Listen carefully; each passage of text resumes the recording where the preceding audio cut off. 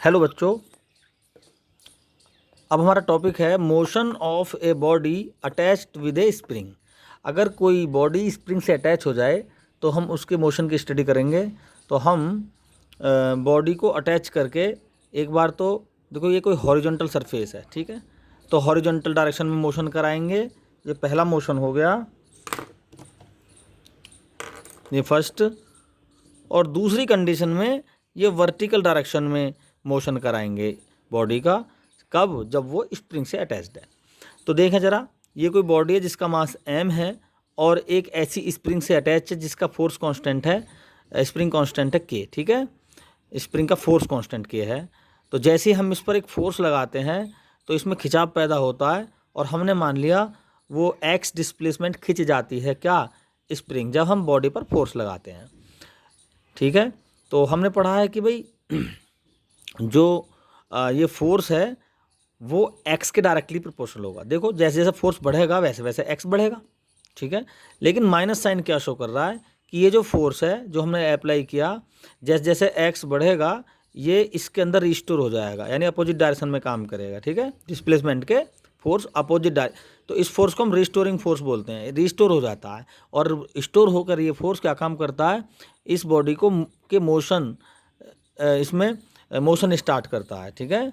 तो इसके मोशन कैसे होंगे? जैसे हम देखो, फोर्स को हटाओ, जरा अपने एक्सटर्नल फोर्स को हटाओ, तो ये एक साथ पीछे को जाएगी और पीछे को जाने के बाद फिर आगे को जाएगी। हमने मान लिया कि ये जो सरफेस है ना, ये फ्रिक्शन लेस सरफेस है, फ्रिक्शन नहीं है इस पर। तो जैसे ही हमने इस फोर्स को रिमूव कर दिया तो बॉडी पीछे को जाएगी, फिर आगे को, फिर पीछे को, फिर आगे को।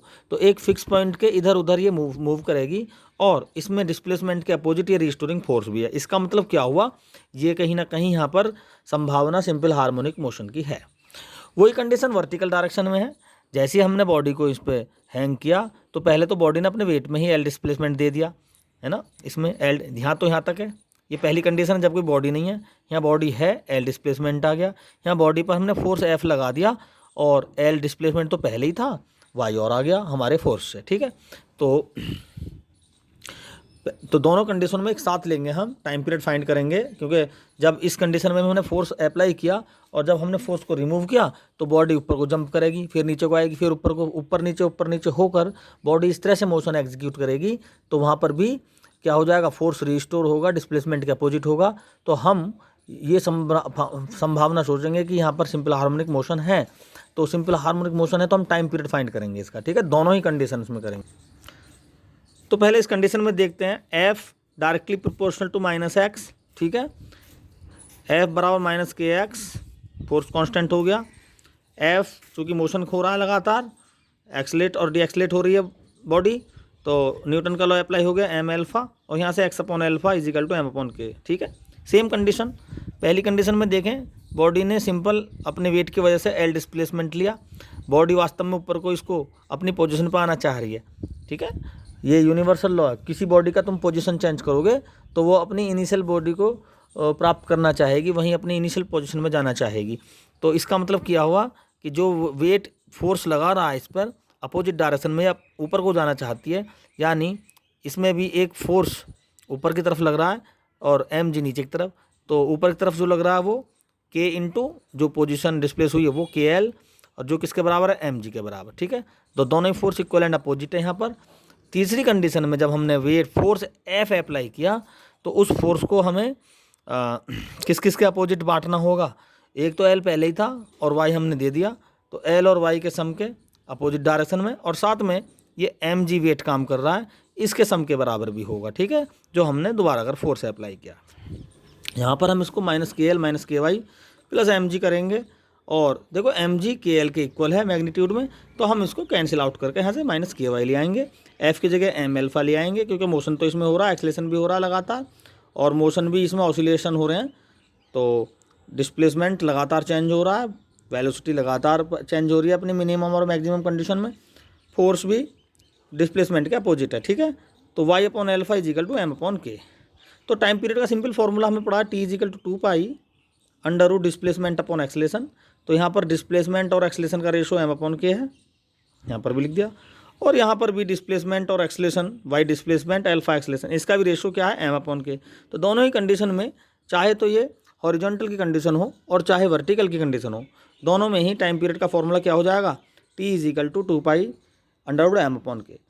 तो इसी मोशन में आगे हम बॉडी को दो स्प्रिंगों के साथ अटैच करेंगे सीरीज कॉम्बिनेशन में और पैरेलल कॉम्बिनेशन में। तो हम सीरीज में करेंगे, सॉरी हॉरिजॉन्टल डायरेक्शन में करेंगे सीरीज और पैरेलल, वर्टिकल की भी सेम ही हम समझ जाएंगे। तो इस कॉम्बिनेशन को हम देखेंगे इसी वीडियो के नेक्स्ट सेक्शन के अंदर।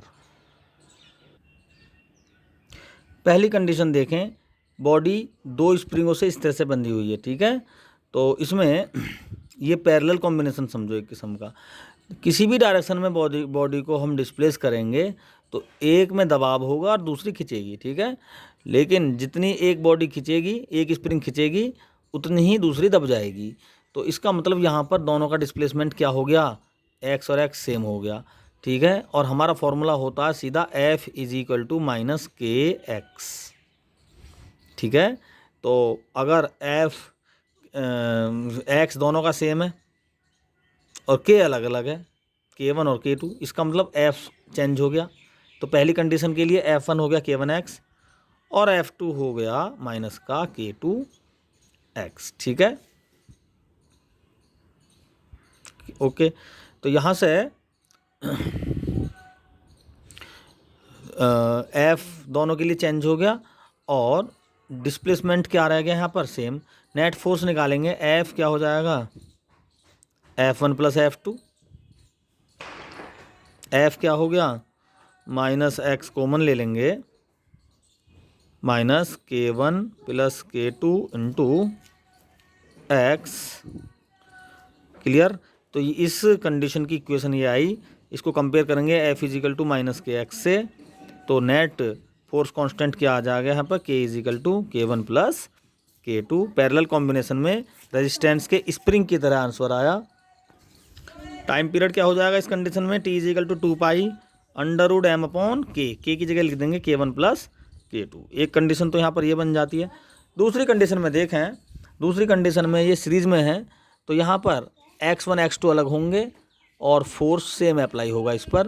तो F equal to minus K1x1, spring constant है दोनों के K1 और K2, और F equal to minus K2x2। यहाँ से x1 क्या हो जाएगा, F अपॉन K1 माइनस का, और x2 हो जाएगा माइनस का F अपॉन K2।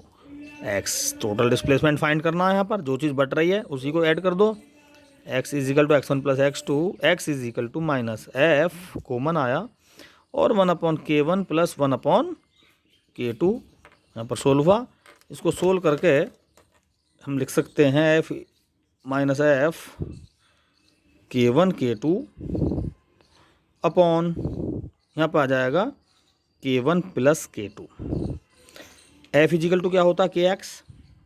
तो F की वैल्यू फाइंड करेंगे, माइनस साइन इग्नोर हो जाएगा, K1 K2 upon K1 plus K2 into X. तो F equal to KX, minus ले लेते हैं। तो F equal to minus KX से हम कंपेयर करेंगे तो K बराबर क्या हो जाएगा, यहाँ पर सीरीज कॉम्बिनेशन में जो K आएगा वो रेजिस्टेंस के पैरेलल की तरह आएगा, K1 K2 upon K1 plus K2। तो T इजिकल टू क्या हो जाएगा, 2π√m अपॉन K की जगह क्या हो जाएगा, K1 K2 upon K1 plus K2। ये टाइम पीरियड आ जाएगा इस कंडीशन में, ये एक्सप्रेशन है टाइम पीरियड का। तो ये है स्प्रिंग की बॉडी का मोशन हो रहा है स्प्रिंग से अटैच होने पर, और उसकी दोनों कंडीशंस। Thank you.